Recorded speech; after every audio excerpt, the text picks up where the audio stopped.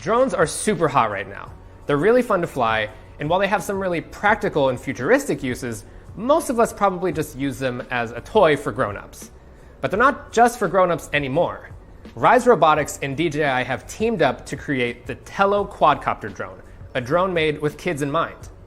Not only does Tello have many of the same features you'll find in the top drone brands, that is, a lightweight body, flight stabilization, and an HD camera that will stream to a phone or tablet, but it's also a powerful learning tool. Tello uses Scratch, an MIT program designed to teach kids to code. Using block-based coding, kids and adults alike will be able to move around blocks of code, unlocking new tricks and flight patterns. Of course, drones can be somewhat dangerous, which is why Tello includes a host of thoughtful safety features built in to keep your flight hijinks both fun and harmless.